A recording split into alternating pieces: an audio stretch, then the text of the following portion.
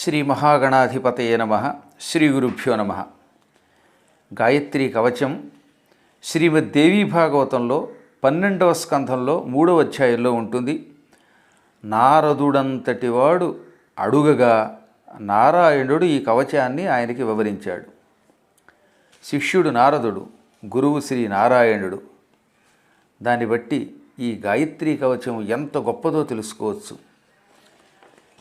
శరీరాన్ని గాయాల పాలు కాకుండా రక్షించేటటువంటి వస్తువుని కవచం అంటారు. శరీరాన్ని, మనస్సుని, అన్నిటినీ నిరంతరం రక్షించే దివ్యమైన కవచం గాయత్రీ కవచం, మహామంత్ర కవచం. 1000 గోవులు దానం చేయటం వల్ల వచ్చే ఫలితం ఈ స్తోత్రపారాయణం వల్ల వస్తుంది. భయంకర మహాపాపాల నుంచి విముక్తి తక్షణం పొందేలా చేసే దివ్య కవచం ఇది. ఈ కవచాన్ని నిరంతరం పఠించేవాడు పరబ్రహ్మస్వరూపుడైపోతాడు. 64 విద్యలు కరతలామలకమవుతాయి. సకల బాధలు, ఒక బాధ కాదు, బాధాశతాలు అంటే కొన్ని వందల బాధలు తక్షణం తొలగిపోతాయి. ముక్తిని కూడా ఇస్తుంది ఈ కవచం. శ్రీమద్ దేవీ భాగవతంలో పరమ పవిత్రమైనటువంటి ఈ కవచాన్ని శ్రీమన్నారాయణుడు నారదుణ్ణి శిష్యుడిగా చేసుకుని మనకు అందించాడు. ఈ పవిత్ర కవచాన్ని నిరంతరం పఠించేవాడి శరీరం, మనస్సు సకల శుభాలు పొందుతాయి. వారికి ఏ కష్టాలు ఉండవు. నమ్మి దీనిని పారాయణ చెయ్యండి. నారద ఉవాచ స్వామిన్ సర్వజగన్నాథ సంశయోస్తి మమ ప్రభో చతుషష్టికళాభిజ్ఞ పాతకాత్ యోగ విద్వర ముచ్యేతకేన పుణ్యేన బ్రహ్మరూప కథం భవేత్ దేహశ్చ దేవతారూపో మంత్రరూపో విశేషతః కర్మ తచ్ఛ్రోతుమిచ్ఛామి న్యాసంచ విధిపూర్వకం ఋషిః ఛందః అధిదైవంచ ధ్యానంచ విధివత్ ప్రభో. శ్రీనారాయణ ఉవాచ అస్త్యేకం పరమం గుహ్యం గాయత్రీ కవచం తథా పఠనాద్ధారణాన్మర్త్యః సర్వపాపైః ప్రముచ్యతే సర్వాన్ కామానవాప్నోతి దేవీ రూపశ్చ జాయతే. గాయత్రీ కవచస్యాస్య బ్రహ్మ విష్ణుమహేశ్వరాః ఋషయః ఋగ్యజుస్సామాథర్వః ఛందాంసి నారద బ్రహ్మరూపా దేవతోక్త గాయత్రీ పరమాకళ తద్బీజం భర్గ ఇత్యేష శక్తిరుక్త మనీషిభిః కీలకంచ ధియః ప్రోక్తం మోక్షార్థే వినియోజనం చతుర్భిర్హృదయం ప్రోక్తం త్రిభిర్వర్ణైశ్చరస్మృతం చతుర్భిః స్యాచ్ఛికా పశ్చాత్త్రిభిస్తు కవచం స్మృతం చతుర్భిర్నేత్రముద్దిష్టం చతుర్భిః స్యాత్తదస్త్రకం.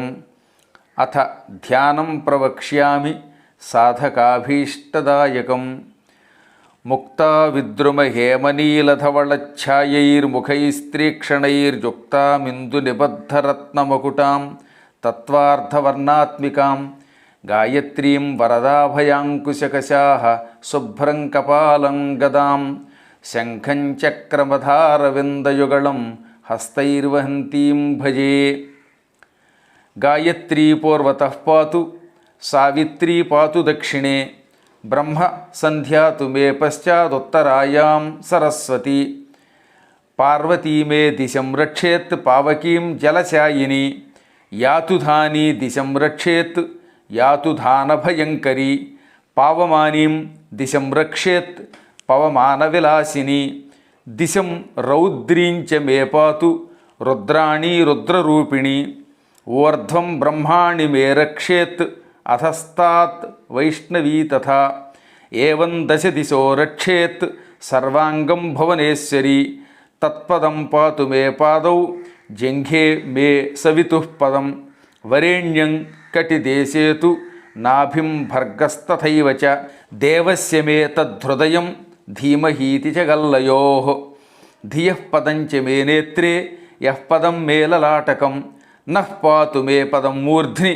శిఖాయాం మే ప్రచోదయాత్ తత్పదం పాతు మూర్ధానం సకారః పాతు ఫాలకం చక్షుషీతు వికారార్ణః తుకారాస్తు కపోలయోః నాసాపుటం వకారార్ణో రేకారస్తు ముఖే తథా నికారవోర్ధ్వమోష్ఠంతు యకారస్త్వథరోష్ఠకం అస్య మధ్యే భకారార్ణో గోకారశ్చుబుకే తథా దేకారః కంఠదేశే తు వకారస్కంధదేశకం స్యకారో దక్షిణం హస్తం ధీకారో వామహస్తకం మకారో హృదయం రక్షేత్ ఇకార ఉదరే తథా ధికారో నాభిదేశే తు యోకారస్తు కఠిన్ తథా